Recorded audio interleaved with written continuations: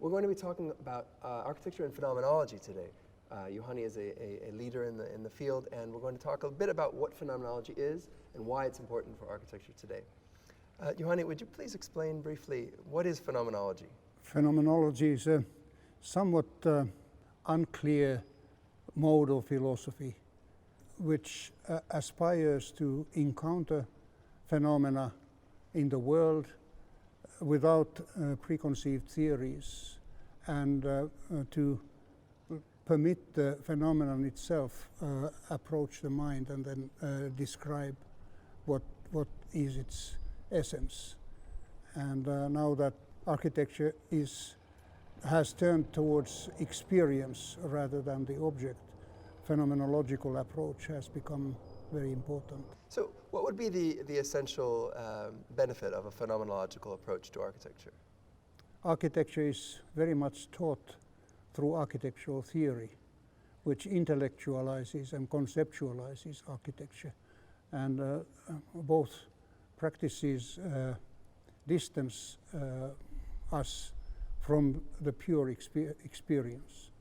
Phenomenological approach intends to bring back this natural, almost naive approach to artistic phenomena.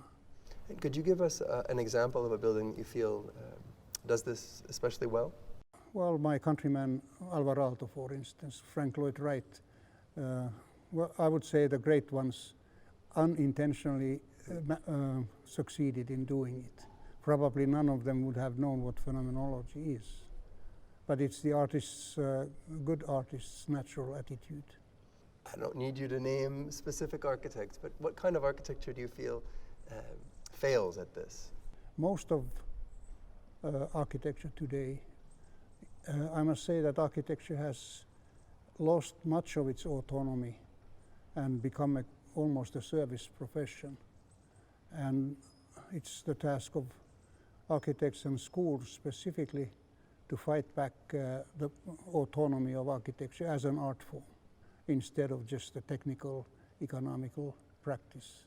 I find today that our students are really aware that they face very serious social challenges, especially related to climate, and there's an urgency on their part. How do you think that a phenomenological approach relates to or can work in service of, let's say, an environmentally minded approach? Phenomenology itself does not consider technical issues very much, but the phenomenological position places a high value on ethical judgment. And I think the ecological responsibility is primarily an ethical issue, and I think it comes via that ground to architectural work, architects' work. Mm-hmm. Now we have a lot of young architects that will be joining us later. I wonder, what advice would you give them?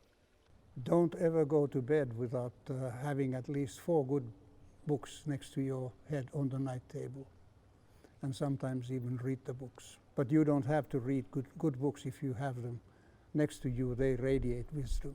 Thank you so much for joining us today. It's really been an honor to have you here. Thank you.